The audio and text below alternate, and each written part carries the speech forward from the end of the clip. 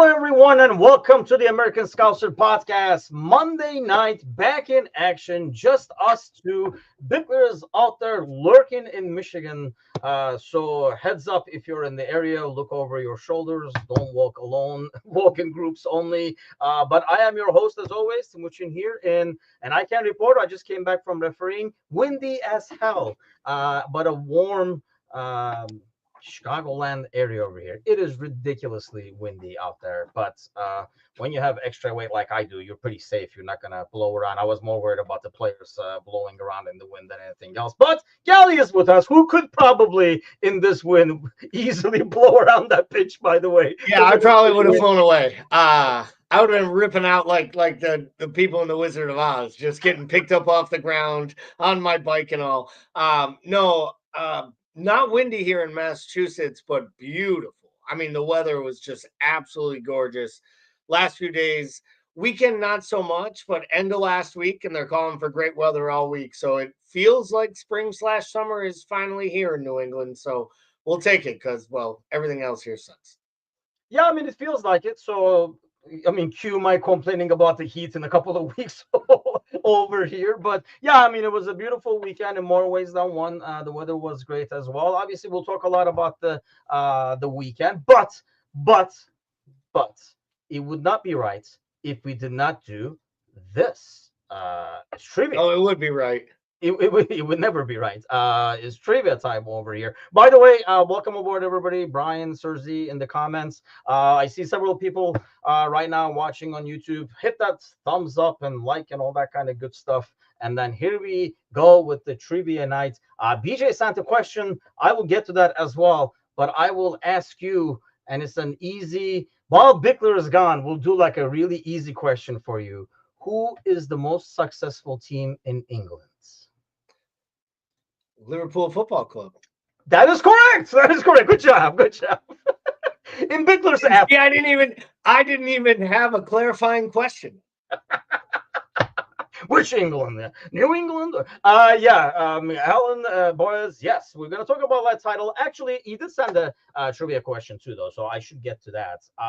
So Liverpool, obviously, with the 20 tides Manchester United, which is really, annoying the Manchester United fans, which we really love.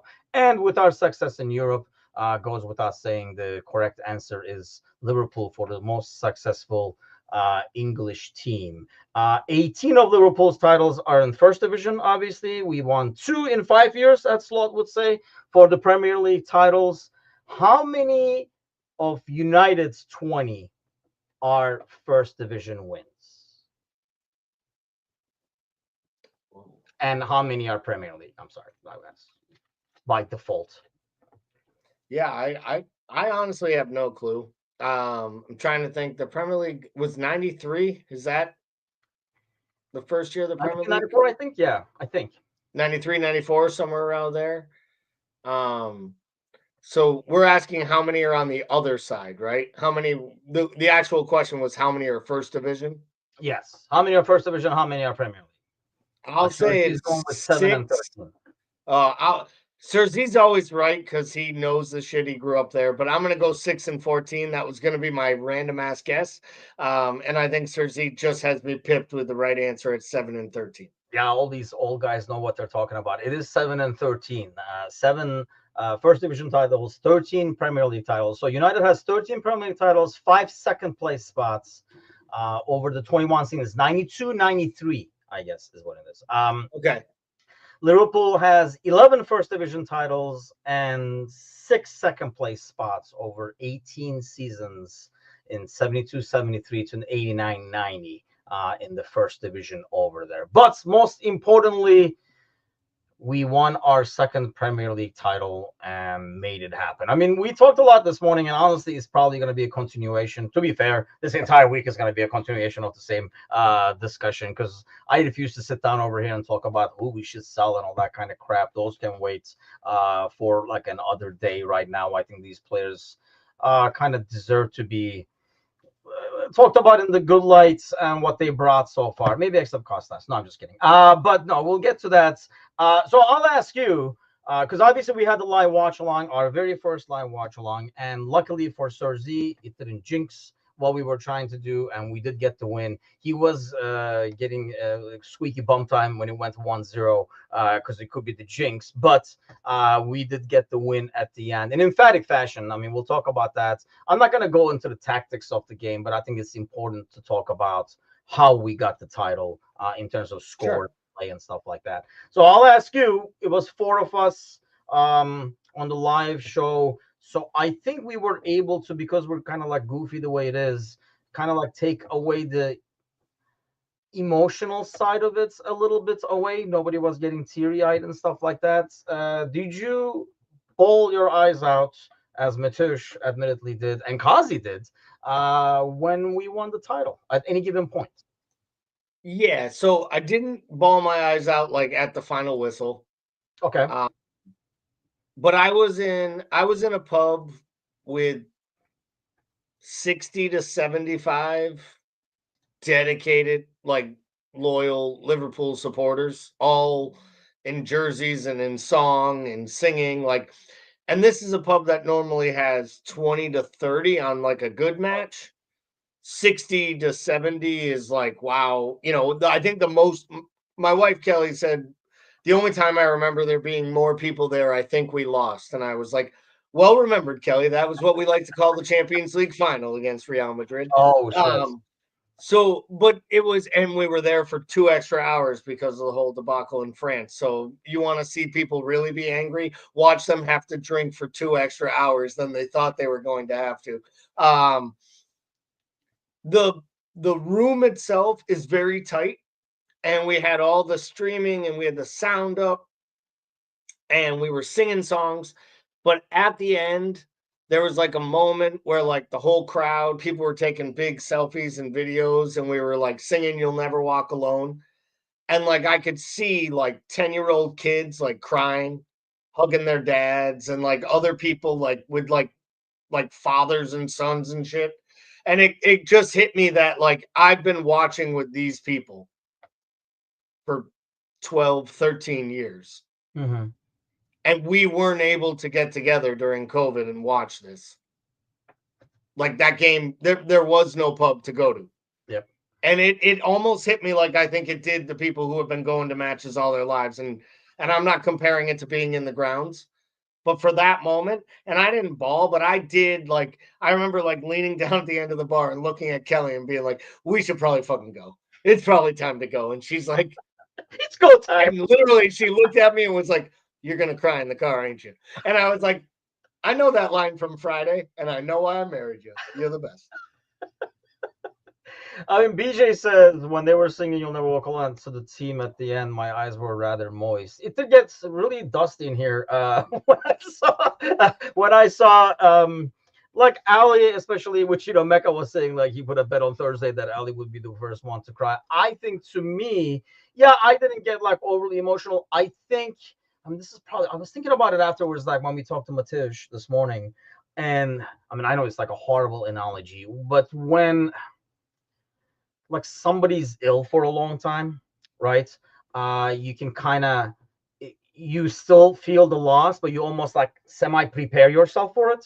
I know it's a horrible analogy, but I think in terms No, of no, like no. I know where you're taking away going. the full blown emotion out of it, because I feel like a couple of weeks ago I was like, "Yep, we got this now," and so I've been kind of like eating away at that emotion over the last 2 3 weeks. I think so. It wasn't like it was boring, as Kazi would say. It wasn't like that full blown, like a final or something like that where we won. That it was like a full blown emotion. Having said that, though, when I saw the guys like Ali and Robertson and stuff like that, who I am the most happy for, because if these guys left with only one title that they won in the COVID year, I feel like, man, they would have been really, really cheated, and literally and figuratively, cheated by City from other titles, first of all, but cheated from enjoying it with the fans. And I was really, really glad that they did it again, and they were able to kind of like this time really get the full blown experience, if you will.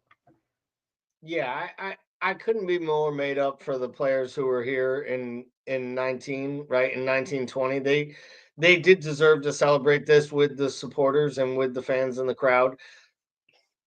And for the matter of fact, I'm made up for all those supporters who were able to get into the stadium and the ones that just showed up and partied out, at Anfield in all the different roads and areas and bars and pubs around the stadium and just went for the experience.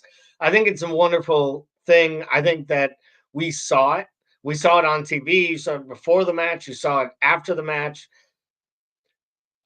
They did a good job of actually visualizing what was happening in the stadium after they won. A lot of times these stupid networks cut back and go back to the studio and make me listen to Tim Howard talk about Liverpool winning instead of just showing me what's happening at Anfield in front of the cop. So I want to give them at Peacock credit as well. It was just a wonderful day. Just made me realize why I love this club. Like I loved everything about this season, from the ambiguity at the beginning, the low bar we all set, and then we just kept running through the hurdles of whether or not we could emotionally believe in it or not. And then as the season went on, it just manifested. And it was just, yesterday was like the perfect culmination of it all.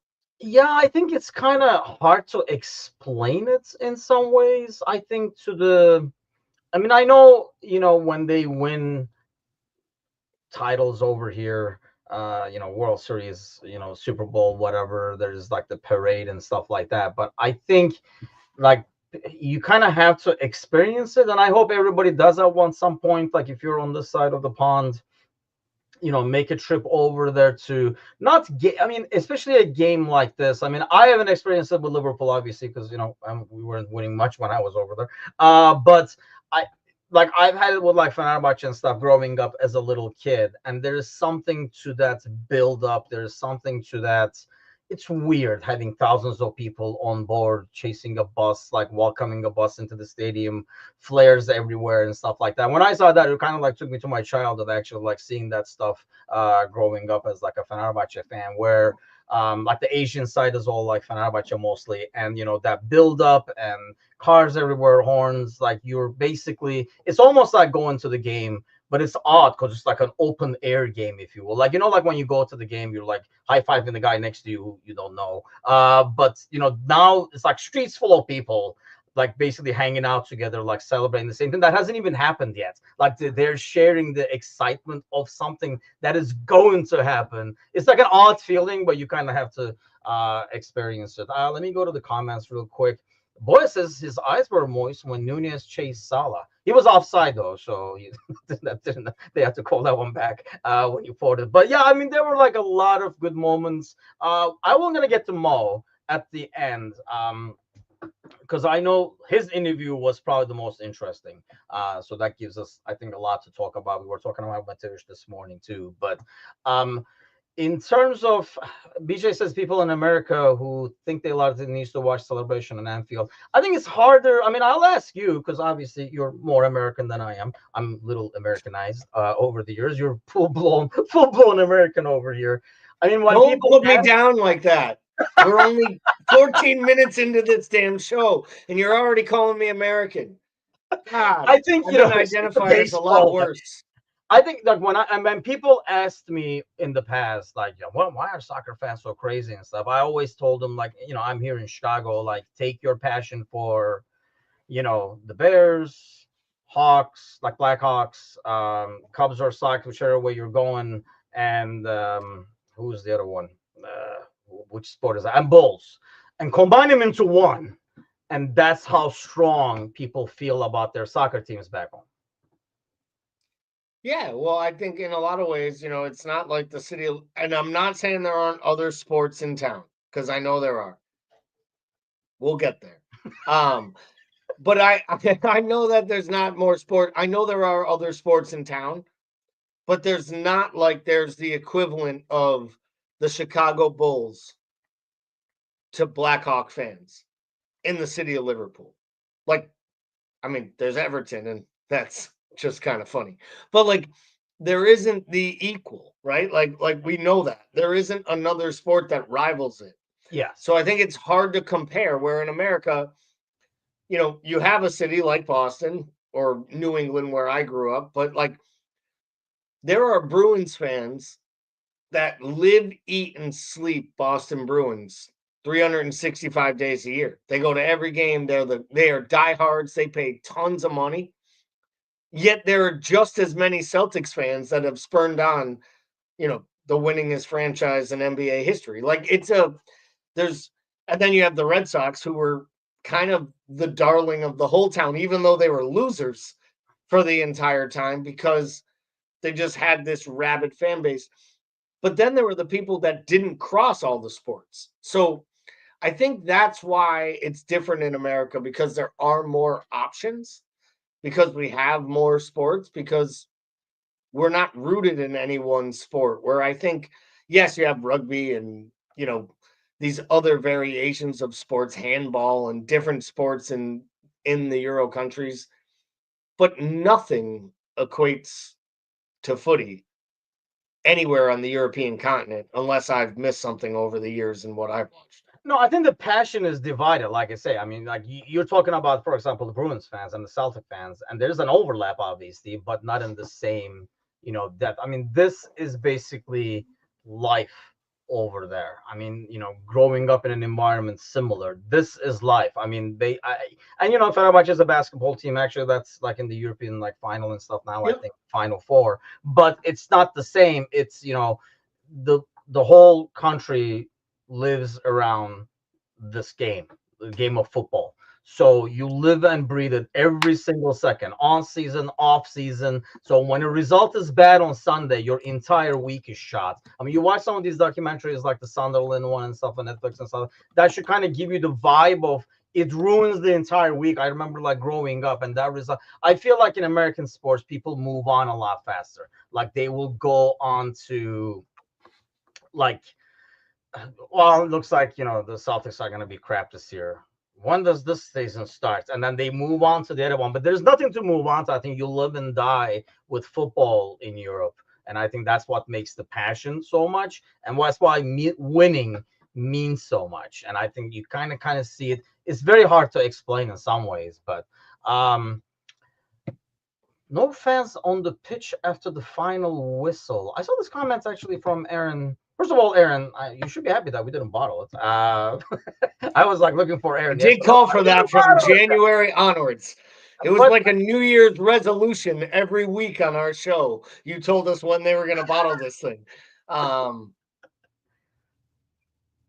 You know what? I had this conversation. I will say this. I had this conversation with someone in the pub from England. And he's from Liverpool. And I said to him, I really hope the supporters stay off the pitch when the game ends, because I knew that they had like put out statements on the radio, in print, like, please don't go on the pitch, because I think they wanted what they had. They wanted an on-field celebration, and if the fans come on the pitch, we all would have missed out on it, because we wouldn't have gotten it on the TVs and we wouldn't have gotten it on the cameras, because you got to rush the players off the pitch and then hopefully clear everyone. Don't damage it with a couple matches still to play. And because they asked the supporters, please stay in the crowd, respect us, we'll have a celebration, we'll allow you to stay longer, and we'll celebrate together. I thought it was cool that they didn't. Now, I will say this. The guy from England was like, no. Their job's to win it. Ours is to run and invade the pitch. We've been waiting 30 years to do this. And I kind of saw it both ways. Like, I understood what he was saying, but for the safety of the players, I'm happy they didn't do it. And I'm happy I came out on the right side, because we did make a bet and it was for a beer. And you better know I made him buy me that damn beer. I mean, honestly, I had not thought about it until like I saw the comment like Aaron put on, I think it was like Facebook or somewhere. And I saw that like this morning and I was like, yeah, why? I mean, I am glad. And I know there's a lot more security and stuff like that, but let's face it, if that many people, where there's a will, there's a way. There's not enough security to hold that kind of like a crowd back, if especially in that mode. But I think, yeah, this is better for everybody. I think so Barry was talking about, like disabled supporters groups to request for that not to happen. I think this makes it something where it's not just that, 40, 50,000 people celebrating the moment. It was millions around the world be able to celebrate that moment and share it. Because we did see, we did see that, the Nunez and the Argentina flag and all that kind of stuff. We got to see it as opposed to them, being rushed away for their safety, because you don't know what's going to happen. Everybody's trying to take a selfie, blah, blah, blah. I mean, it's just going to be a shit show. So I was actually really glad, because I think it was more of a celebration with everybody as opposed to with just the fans there. And I think, we talk about all the time about how global this club is. And I think that's why it was like awesome to have it like that. Because because we were live, we were chatting at the same time. So I went back and watched it afterwards, like some of those moments and stuff like that. And I think, it makes it more special because you got to see everything. You got to see all the interactions and stuff like that. Stewards wouldn't have stopped them either. I'm sure it would have been a sensible invasion even for time. There is no such thing as a sensible invasion, I don't think, to be honest with you. Can we talk I'm not about a fan of this? any of it anymore. I've probably come across as like a curmudgeony old man, but like I I don't like it when college kids storm the court in college basketball games. I think it's unfair for the referees, for the kids on the court, for the cheerleaders on the sidelines. Like it just doesn't make sense. I know it's fun and all this, but there's these guys are like they're professional athletes. They have lives. We saw what happened with Steffi Graf. There's crazy people everywhere. We've seen, or Monica Seles, I'm sorry, the Yep. Steffi Graf fan. Like there's crazy people everywhere, and that was a Look at us. horrific event. Yeah, but that was a horrific event Yeah. years and years ago. Security's gotten better, and that stuff could only get more volatile and chancing now. And I don't want to equate that someone at Liverpool could do that, but it could be an opposing fan. It could be anything. Just doesn't make any sense. To the point in the comments about the disabled supporters clubs, totally makes sense because they're the first ones, Yep. right? So they have to leave early so you idiots can run out on the field because they're in wheelchairs around the side of the stadium. No, it was a perfect representation of being a Liverpool supporter. I think it was Sir Z mentioned it. Um, talking about Hillsborough and another reason why Liverpool supporters wouldn't be comfortable with running on a pitch and creating an unhealthy or unsafe environment. But probably enough because we are the greatest supporters in the world. So we are not going to slag off how loud they are at Anfield or whether or not they run out onto the pitch, because I know we've seen a lot of those comments roll up through these chats as well. So I think like this is a weekend to champion us. So I think it's just where we're at. People will complain about anything. And I just think they did the right thing and we should be heralding them for it, not questioning why they didn't. I'll be honest, and maybe, I mean, I'll raise my hand. I am not the most gracious loser. I'm amazed how there are not a lot more incidents when it happens, especially in college. I think professional is slightly different. You can at least say they're adults and professionals and all that kind of stuff, even though they're like really young adults still, right? But in college and stuff like that, I mean, after I lose a game, last thing I want is some like drunk other college kid talking shit in my face. I am not going to respond to that very well. Especially like I see some of these basketball players, dudes like 7 foot tall, and this like 5'5" guys like talking smack to him. I really don't understand how a lot more worse things do not happen when that happens. Maybe they get used to it or whatever. I'm always amazed with the maturity that those kids show, because I'm obviously not 7 foot, but if I'm 7 foot and somebody, it would be like a 3-year-old talking smack to you after like a loss or something like that. You're like, you know what, kid? So yeah, I'm amazed something like that. But I was glad that it didn't happen. And honestly, that's funny that I didn't even think about it until actually like I read Aaron's comment. I was like, oh, that is odd that I didn't even like think about it happening. But I mean, going back to the game over here, obviously, let's talk more about the title mode on the game. But we kind of talked about this feels obviously more special because of the fans and stuff like that.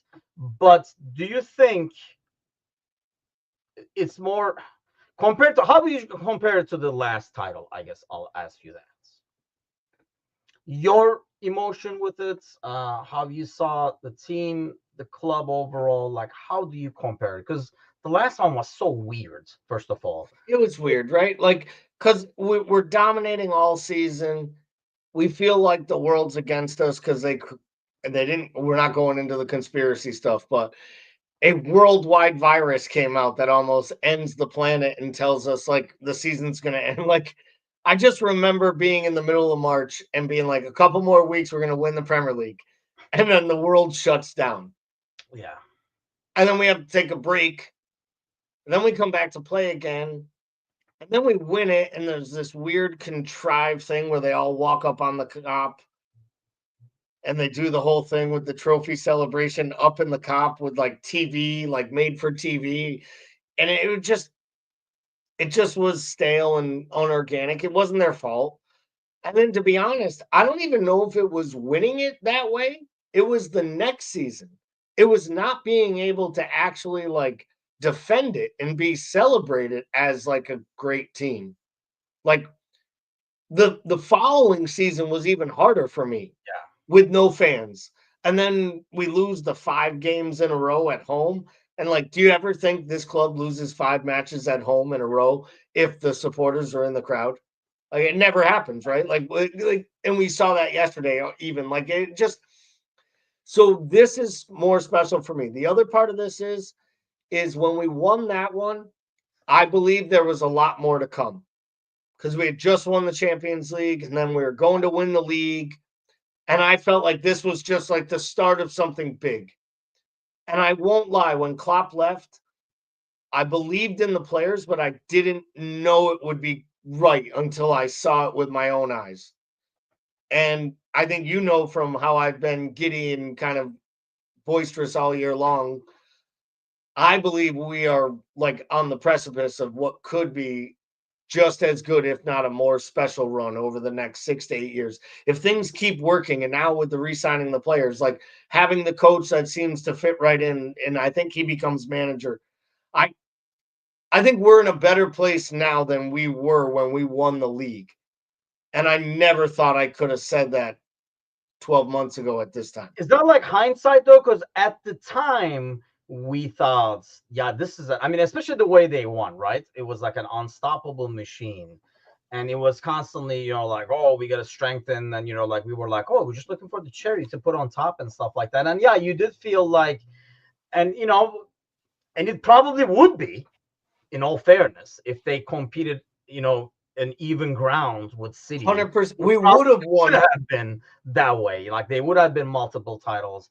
And now that's why I'm worried. I get the same feeling, but at the same time, I am worried about what happened last time. This just felt a lot more damn right kind of a celebration than anything else. And I really liked how it happened in terms of like the game itself, the way we won it. I didn't want like a draw. This is why I didn't want like a Palace win midweek and stuff like that. It was like an emphatic, that's right, damn it, we're this good. And I know it helps playing Spurs, but still, like it was an emphatic.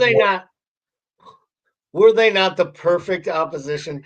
Were they not? Like, we'll kind of play at you. You might have to beat us 6-3 or 5-4, or you might beat us 5-1. We might go up 1-0, but don't worry. We're not going to string 3 passes together. We don't defend the midfield.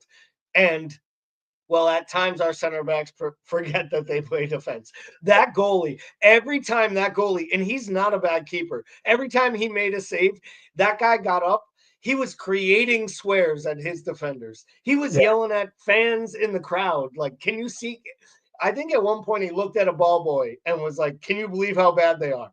Like, it was so embarrassing what was happening. I thought it was absolutely genius. I really did. Mr. Barnes has a great point about not pushing on, but it does. I think it feels different slightly because you see this happened with minor tweaks, right? That almost felt like it was closer to the finished product. Whereas now I think you're almost like this is not even the finished product. And if it's this good and it's this dominant in terms of performance and the points they've gotten, because don't let anybody fool you that, they're backing into this thing and stuff like that just by looking at the total points. So I think it just feels like because of the age overall of some of these guys And because it's only in the building process, this came after a season where we didn't really do a lot of changes. We brought an Italian dude who never plays and a goalie who didn't even come over yet. So that's why I think I'm getting the feeling that the only way is up, but you don't want to get too comfortable. But it will definitely be like an exciting like summer overall. But let me get to, and now I know there's going to be a lot of comparisons with Klopp and Slot, which I thought it was very, very classy by Slot to kind of return that favor. And man, like, you do not get this. Everybody, including us, right? Even Cersei, like I think I had the homer pick of Liverpool winning too, but that was partially because it was the homer pick, and partially because we were in the 23rd hour of the 24-hour potathon. So I don't even remember what I said at that point, but it was more like a homer pick. Bickler's still looking up at the screen, going, "What? What?" When Bickler said, "Where am I?" Where am I? we were like about to go into a coma. That was the 23rd hour, to be fair, when he said, "Where am I?" But no, I think we didn't expect this, because you look at what happened after Wenger left, what happened after Ferguson left, and this guy in Klopp has left a lot better team that came up short at the end and stuff. We all expected the drop off. Let me ask you this: how much credits? Make me a pie.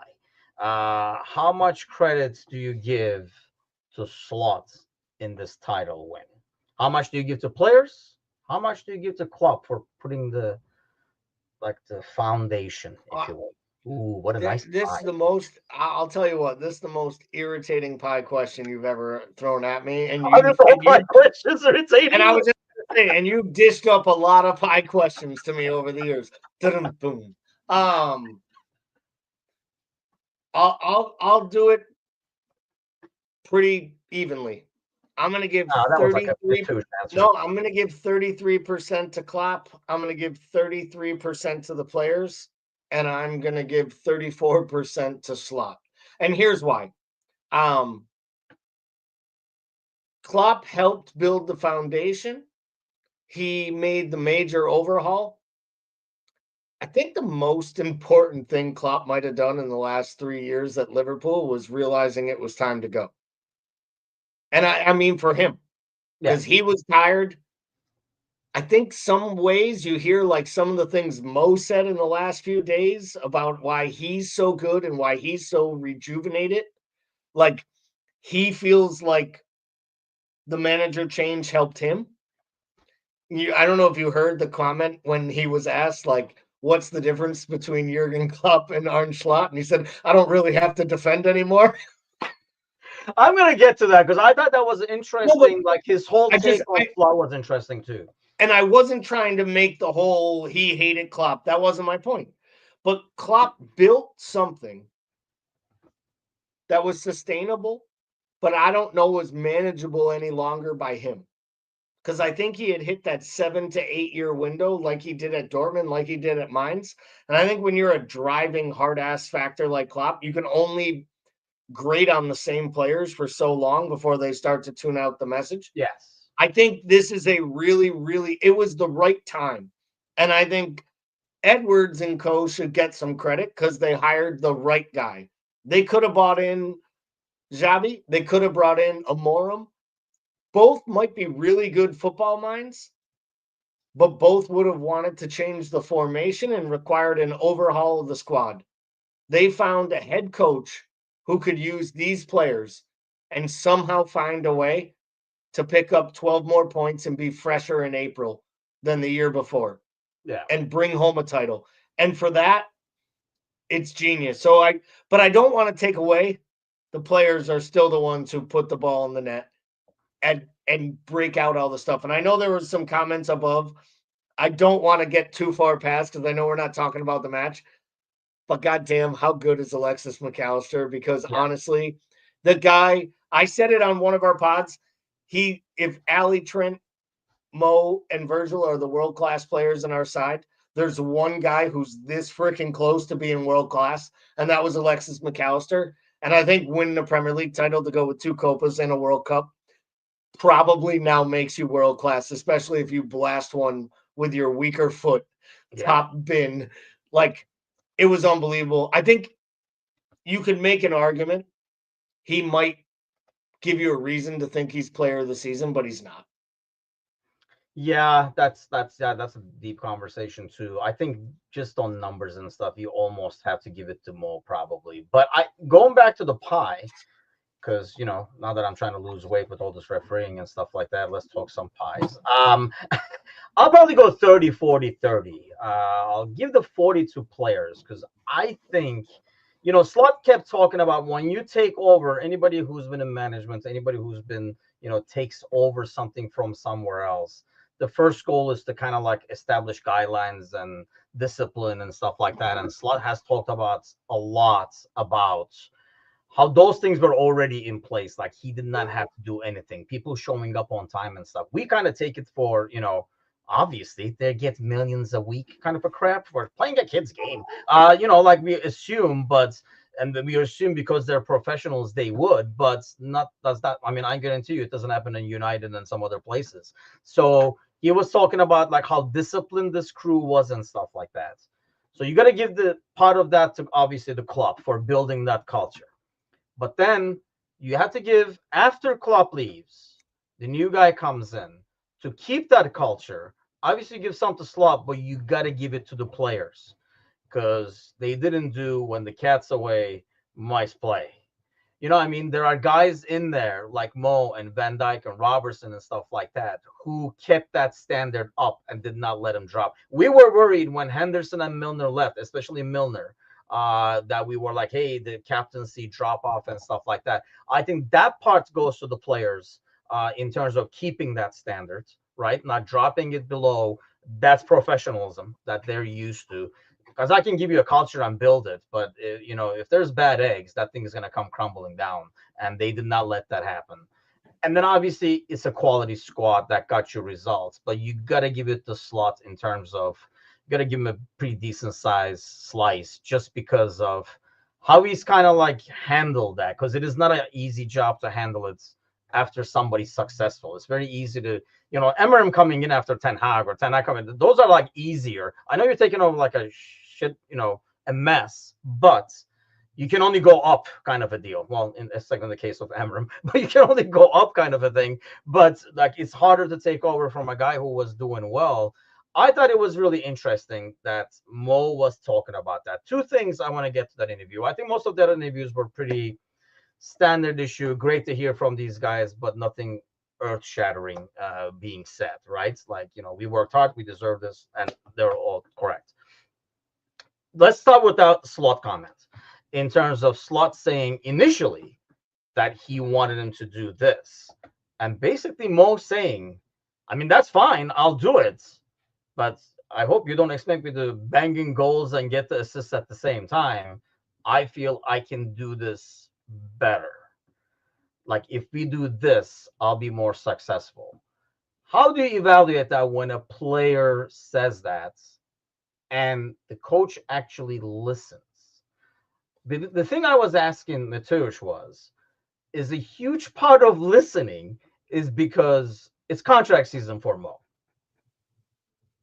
Do you think that had a part to it? Do you think if a guy, anybody, like if Elliot comes in and be like, I don't know about that, I'll do this. We're like, dude, my way or the highway. A lot of managers would say my way or the highway. Do you think the situation that they were in, he knew that, let's work together over here and like make something happen that's beneficial to the team, beneficial to you, and beneficial to me?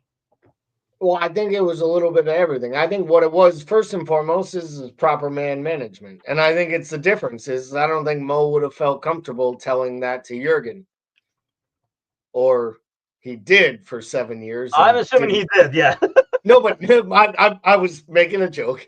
Or he did for 7 years and it didn't go so well, which is why during the last couple matches he gave the stank eye and didn't exactly look angry on the last match of the year or emotional. Let's not go back there. It's a positive day here.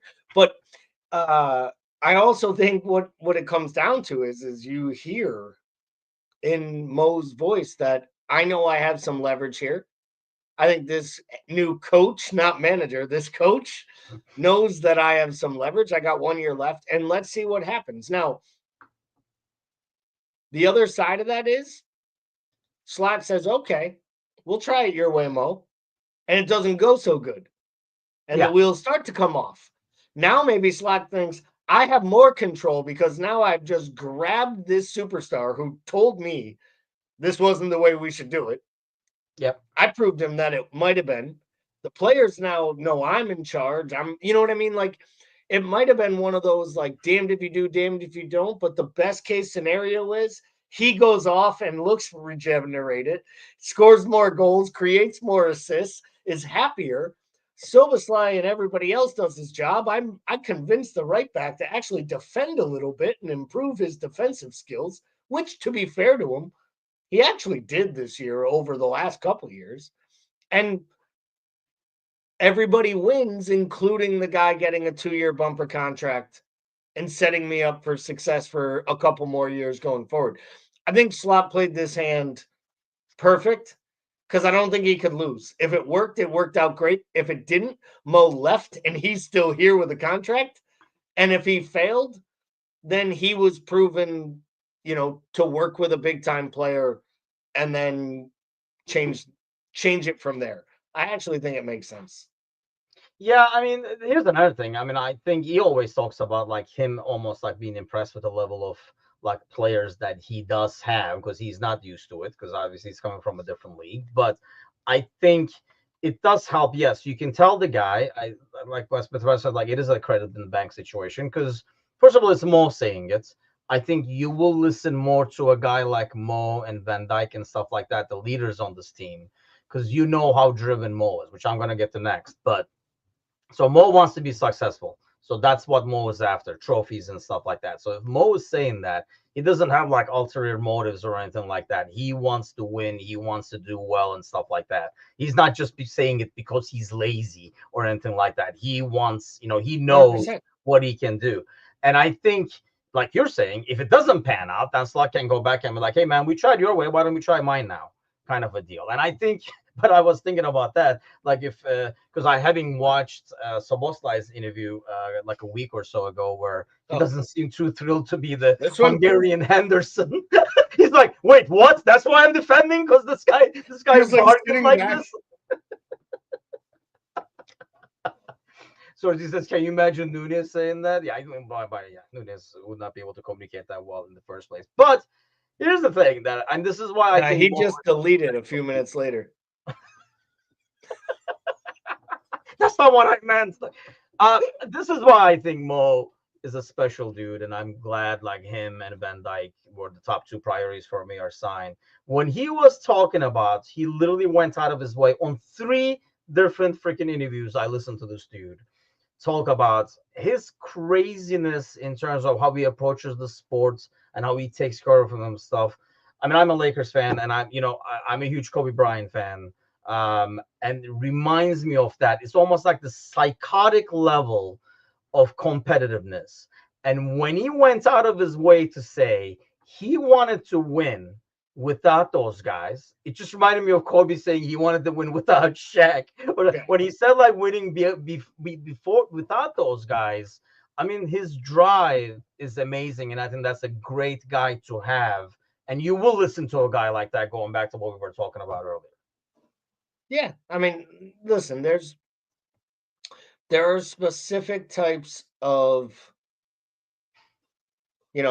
alpha athletes. They don't have to be males, right? Like alpha athletes. There are difference makers. There have been my sister was one of them. Like my sister is one of the greatest athletes in the history of my entire like hometown. Like I know Sir Z made the baseball comment. People She will stole literally all the chains, you're saying. No, oh yeah, absolutely. Like, no question. This is the sister that taught me like how to like throw a curveball, how to throw a punch, how to take a punch. Like she's 7 years older than me. She didn't hold back on railing on her little brother. But she was a great athlete. And I was in a bar one day and people were all talking about like old baseball players from my town and blah, blah, blah, and this and that. And someone was like, the best ball player to ever come out of this town is his older sister. And someone's like, what? And he's like, she hit 700 in high school. Like my sister was like, yeah, my sister almost made the Olympic team. Like she was a tremendous softball player, like star college athlete, most goals scored at one point. She never played soccer before her freshman year. She was just the most aggressive fucking bitch in the entire school, and she just ran over everybody. Like, it was just one of those things. So, like, I think it doesn't matter if you're a male or a female, you can be the alpha. And I think a lot of times what it comes down to is the person who wants to win. You've all heard the stupid, it's not the size of the dog, or it's not the size of the, what is it? Not the size of the dog in the fight, it's the size, or whatever it is. You know the Aside from drill. the fight and the dog, yeah, Fighting the dog I is don't size of understand the, your dog right. fighting analogy. Yeah, I go Mike Mike Vick. approves. Okay, go ahead. Mike Vick approves.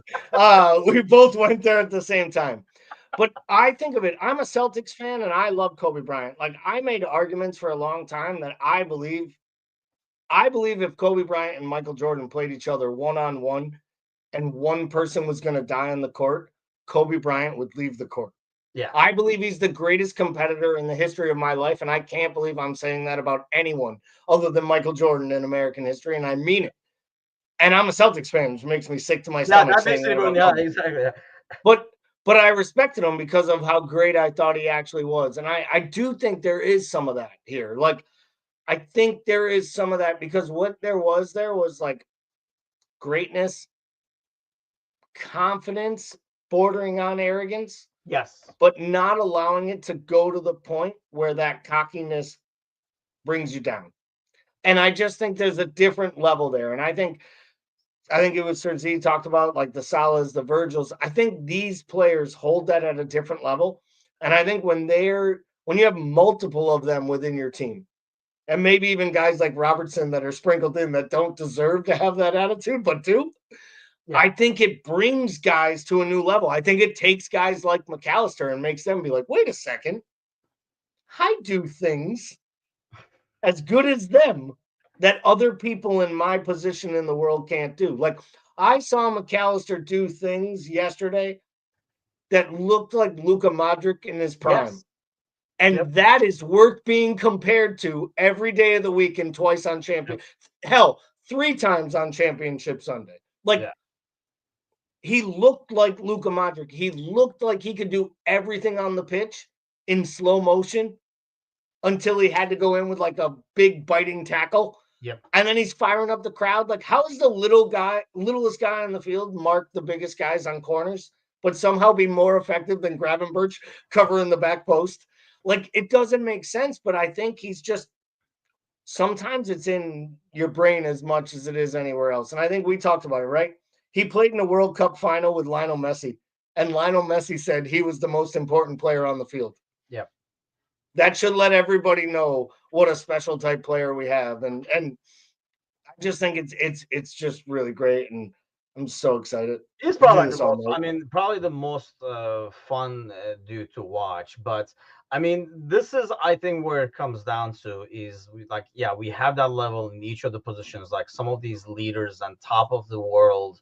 For all those people who complain about FSG and Edwards and not spending money and stuff like that, this just doesn't by chance that you have people who are arguably the best in the world in their position in the same freaking starting 11. It's just not luck. I mean, it's a lot of good work being done to get that. But I do think, like going back to Robertson, I think it was Jones in one of the interviews, they were talking about, them coming on the bus, and Robertson is the one that's kind of like slapping people back to reality, saying we still have a job to do, kind of a thing. So, I mean, that's what gives me, going back to our initial conversation earlier, that's what gives me a lot of hope moving forward, because you signed these two guys. That was probably the only thing about, if you won the title and none of these guys were coming back, there would be so much uncertainty. I feel like it eliminates so much uncertainty moving forward. And honestly, man, as I watch this team, part of it is probably that's where it gets emotional, and this is a winning squad and stuff like that. But I can see, I know there will be some people who would want to leave, perhaps. But if there was not, I can see 3 or 4 additions that can easily take this team to the next level, like one level even higher with depth and quality and stuff like that. Because I really do think we kind of are a little spoiled and kind of like downplay some of the talents we have, like people complaining about, Soboslai, Jones, Diaz, and stuff like that. Some of the players that are like probably like in the top 10, 25 in their positions in the world, without any outgoings. I don't know how you feel about this. I think you get 3, 4 players and you can take yet another step in the squad. Oh, I definitely. I think if you get a number 9, a starting center forward number 9 that is your number 1 every week, I think you get another. I think you get a midfielder to challenge Gravenberch and McAllister's 2 Just pivoting add to the 6 rotation position. ultimately. A Yeah. big 6, but you get Zubamendi, you get that profile player that they were trying to get last summer. Yep. Because that also allows you to move McAllister up top, or push him forward and compete with Soboslai if you want. Give Gravenberch more of a rest. I still think Jones is a great piece. We'll see about Harvey, right? That's the fringe one. And then probably I do think you need a piece in defense. I'd probably a center back, maybe a left back, because I do believe that Simicast's time is up at the club. I think I know it'll kill you, but he has been a good servant to the club because he's never complained. He's never complained about lack of minutes, and when he's been given times, you'd never question whether he was giving effort or it looked like he cared about the club and never made it a peep. But if now's the time you sell him, fine. You signed a Kirkez and him and Robertson split time for a year, and then Robertson moves on, like those type of things. That makes sense. Right back's an interesting question with Bradley, and we'll see what happens, Gomez. You'd probably need a center back for the future, not knowing what happens with Kanate. But this team doesn't need a starter, to be honest, other than the number 9. It just needs to decide what it's going to do with the fringe players. And if Arne Slot doesn't believe in these players, you need to get him those 12 to 16 so we don't just play 14 next year. Because to me, we did start to run out of gas in late January, early February, because I think he truly trusted 14 players. Yeah. And I wished he had 16, right? Like, he loves Endo, clearly. He put him on the pitch at right back because he wanted him to be on the field when the match ended. And I give him credit. He wanted Harvey and Curtis to be on the pitch too at the end of the match, which I thought was awesome. Yep. And it also meant we got the greatest moment of the match, which was Harvey going squared up with Richarlison. Richarlison never fails to deliver in a moment against the Reds. It's just amazing. Like the dude is like has no concepts. I mean, that's what amazing with him. He has no concept of like he doesn't know what's going on. He's like, dude, here's the situation. You're playing on a team that's freaking like horrible in the Premier League. You guys are getting smashed right now. Just play it out in another 2 minutes and get the hell out of here. They rotated for England, and that asshole didn't get on until the 85th minute. What do you think Ange thinks of him? Yeah. Alan says, which I do not understand the question, would Jones get in the Real Madrid team? I could not care less about the Real Madrid team. And you're talking I'll about. tell you this right now. He gets into the Liverpool team every 5 matches because the manager trusts him. Yeah. And you know what?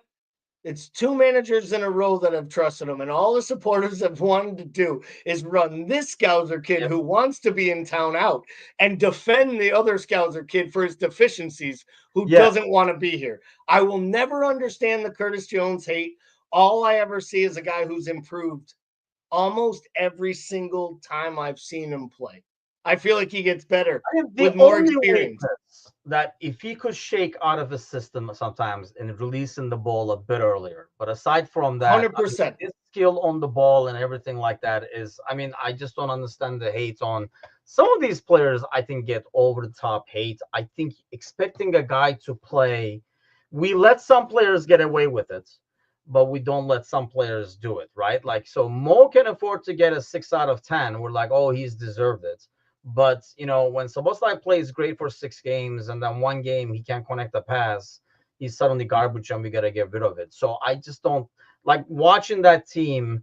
And honestly, look, and I was watching a video, I think it was released by the club. It's like a 4 or 5 minute video about the title and stuff like that. And honestly, you look through those highlights and you can kind of see like Kelleher, like we forgot how long he was in goal while we were making a huge run in the Premier League and stuff. Guys like Kwanzaa and stuff like that. All those guys that, I know we say he kind of stuck to his main guys and stuff like that, but there are a lot of players, Gally, that have contributed along the way, like those guys, the Kwanzaa, the Elliots, and stuff like that. I know we're wrapping up the show. We're not going to go into a big topic, but would you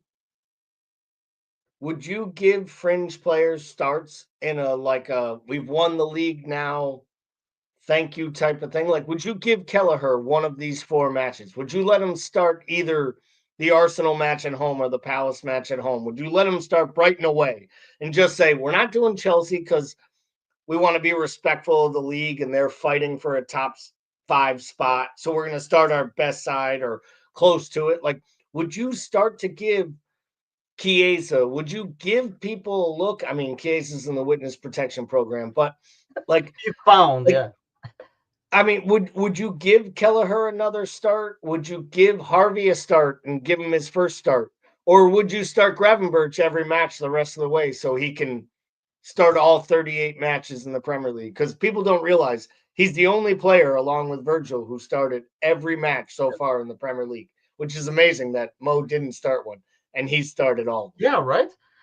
I think I'm a little torn on that, but I think that's when you kind of have to gauge the locker room and you gotta go to your guys like Van Dyke and Mo and stuff and kind of like listen to what's coming from them. Because as I watched those celebrations, I looked at Angel and I was like, so how are these guys gonna play another like 4 games after this? Because it's done. Like, like how are you gonna get yourself motivated? I mean, yes, you're a professional and everything like that, but it's not all about going to work. You have to go to work with a certain mindset to be successful in the Premier League. We've seen what happens when you're 10% off of your game, because the guy you're going against is a professional too. He's getting paid a lot of money to do what he's doing as well. I think that's when you kind of like, go to your leaders and see, do you want to put the best lineup out there, get as many points as possible, and shut everybody down? Or do you want to say, you know what? Come on, kids, we're all playing over here, and then roll out the things and say, we don't care about the result. We won already.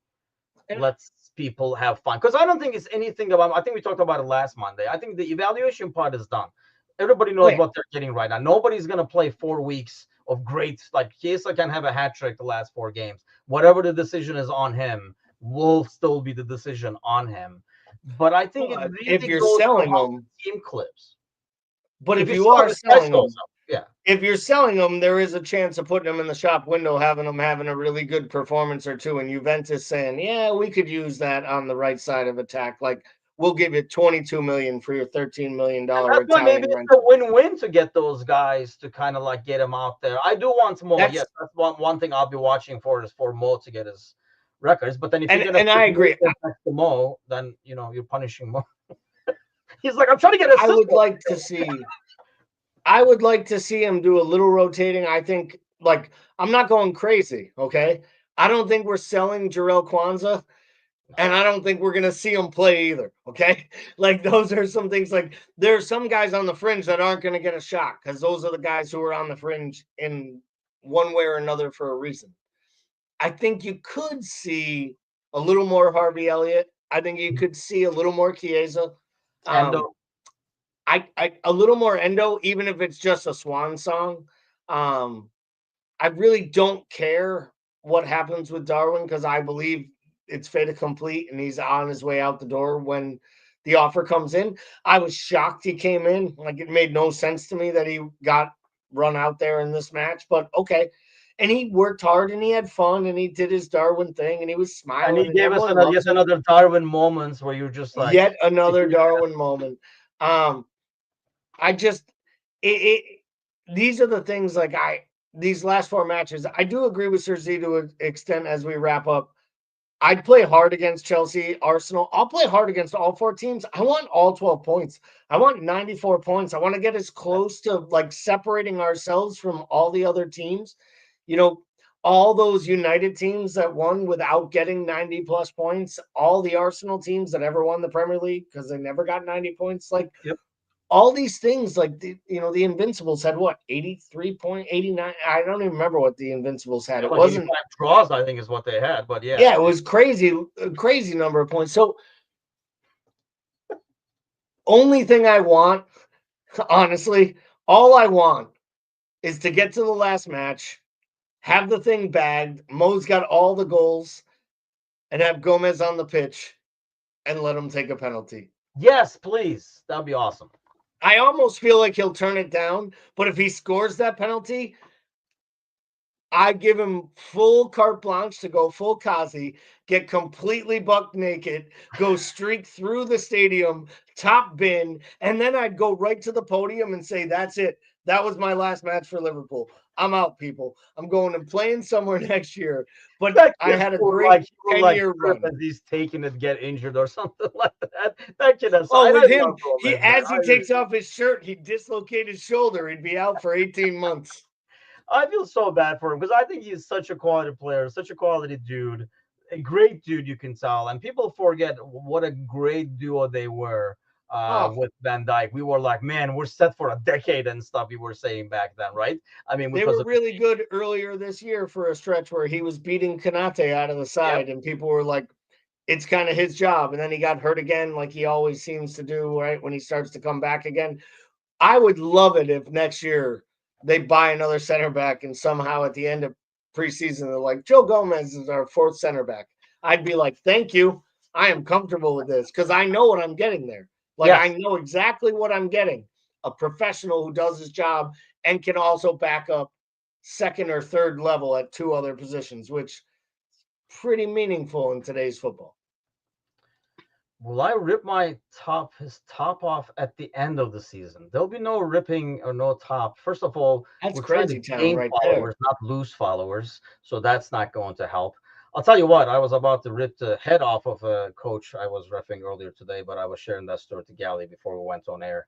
It's just like mind boggling. But anyway, yeah, no, there'll be no short ripping going on. Thank God. But I mean, I agree with. I'm more looking forward to like Mo getting the numbers at this point. And you almost felt, by the way, I don't know if it was me, but like second half, like at halftime, they were like, "Get the ball to Mo, like get Mo his freaking goal, get Mo his assist." It felt like when Sabosta is coming with that ball, I'm like, "Yeah, it's going to Mo." Like everybody should know that ball is going to Mo. And like he comes in and cuts in and scores that goal and stuff like that. But Sergi says rather than listen to the trivia. So you would rather have me shirtless than the trivia song. Is this what we're really getting out of here, Gally? How bad are these I'm songs, man? gonna I'm gonna go out on a limb and just make sure everyone knows you are allowed to mute your computer.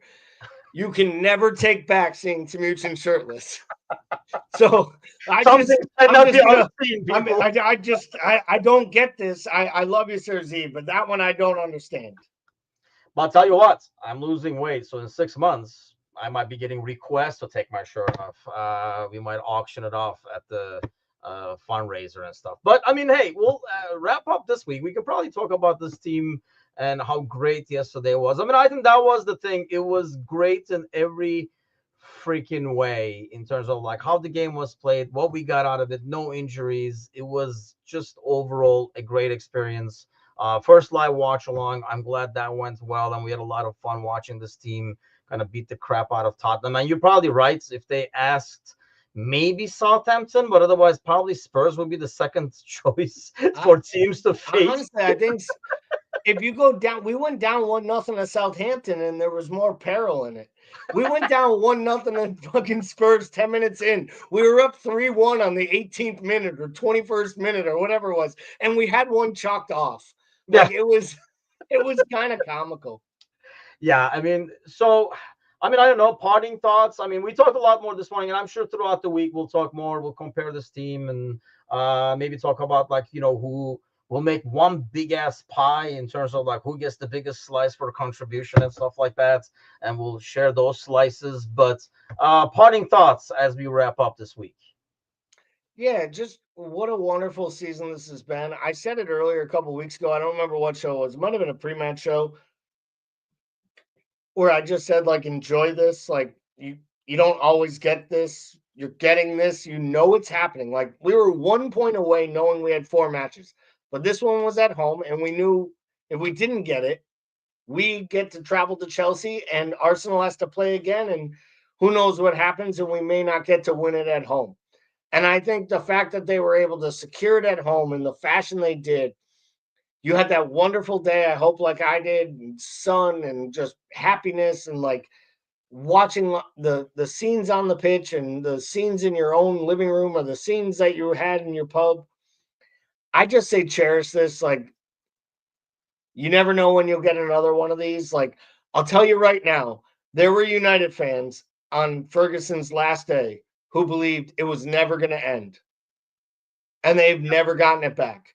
And I bet in the last 2-3 championships, they didn't appreciate them as much as they did the ones at the beginning, because they thought it was always going to happen. And I know we're not those people, and I'm not comparing us to the Manx. I'm just using an example of, like, and I think it'll be that way when Pep leaves City, to be totally honest, until they rebuild again and rebrand. Like, I just think, just cherish this, enjoy it, revel in it, remind people how great they are, Yeah. and you support the greatest club in the world. And if you don't know that already, then, well, keep watching us, and we'll keep telling you. Yeah, I mean, I think that's the thing. Like, people don't really, like, this does not happen, man. Like, you don't go from a great manager to another great manager this seamlessly and stuff like that. And I mean, yeah, I know some people still, the jury's out and they call this blah blah. And if you don't appreciate Slot, that's on you. Don't talk about my bald fraud that way. Do not talk about my bald fraud that way. Yeah, I mean, This that's is the thing, boring. like, the jury's out, as Kazi would say. But This I is think, boring. you have to still appreciate what was done this season. You look at the points, you look at the results, and there's a certain calmness. FSG should get credits, even those who don't want to give them credit for, like you were saying earlier, getting the right guy, the perfect guy with the temperament to kind of ease into the squad, because you didn't want to bring another Klopp-like guy.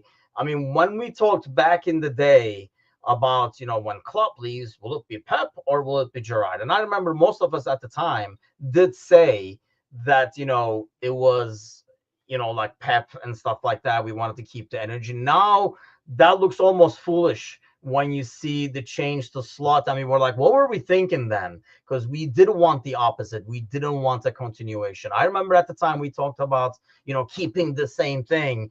It looks foolish now, like when you see how this transitions a lot easier. Yeah, I mean, Parto makes a great point, by the way. They were talking about that goal that drove him nuts made this like a beautiful weekend, as opposed Made it to you possible. were like hyping it after the Crystal Palace game midweek. Yeah, and I couldn't agree more. The whole Paisley redo, I think there is a sentiment to that, and I think what we look at here is Klopp ran his time here, and he did it so well, and he prepared us for success. And you made the comment about FSG. You know, never enough did they get enough credit for securing Jurgen Klopp, Yep. because United wanted him, Arsenal wanted him. Those are big clubs that he admitted that he had interest in, but like, it was the FSG people and their vision towards what they were building and why he was the right thing that made him know it was time for them to come to Liverpool and bed in and build what they did. And we all talk about all the players they signed, and was it more Klopp? Was it FSG? Was it their, the business model, the transfer committee, all the crap, right? We've heard all the excuses. But But honestly, that was Bigali mainly because people did not normally, when that happens, right? People would evaluate it as like great teamwork, like they're working great together. People almost went out of their way to make sure they don't give 100%. credit to FSG. That's why it was like everybody was making that pie back then. And my argument was always the same. A guy who's unhappy doesn't sign 3 extensions after saying, I'm not Yeah, staying 2 more times, and then stayed 2 more times. yeah. Like, it was proven that it was working because it made sense, and the foundation they did built all this, and then we bring those people back and they start to rebuild that foundation. And I think that to me is what makes this such a like monumental moment. Like, I think we're on a watershed moment. I think we could be going into a whole new generation of like English dominance, maybe even back to a level that a lot of the people listening to us, not the long timers in the chat, but some of the younger folks who have admitted that they're newer to the sport, like that have never seen, that have only heard about from their parents. Like, I think we are taking our steps forward to like really doing what Klopp always wanted to do. And who knows, maybe the 115 hanging over City is something that's held them back from competing at this level. But I believe it's going to be I think it's a renaissance moment. And I think we're going to hear a lot less FSG out and a lot more up the Reds. And I think that's what all of us Liverpool supporters want, is the positivity around the side we always had and not hating on non-English owners or, you know, non-folks who live in Liverpool 90% of the time. Those baseball people. But yeah, I mean, the biggest thing is, while I agree with everything you said, don't worry about tomorrow. Don't worry about next season. Just freaking enjoy this season. Enjoy the title. We have 4 weeks to kind of enjoy this team, and then we'll start tearing them all apart again once the transfer season comes over. But I think sometimes we always look like I'm a kind of like guilty of this in my personal stuff too. Anybody on American Scouser can definitely tell you, if you want to like take a little poll over there, that I'm. Don't be freaking laughing, Gally. You should have been like, no, Tim, you're never like that. I don't know what you're talking about, Tim. Always looking at the next step and kind of like find it hard to enjoy the moment. So I'm kind of going above and beyond over here to say, let's enjoy what we did, what we have right now, and then we'll worry about next season. Maybe next Monday when Bickler comes and all the negativity comes. But have a great week, everybody. Enjoy the title, enjoy the champions, and we'll see you guys soon.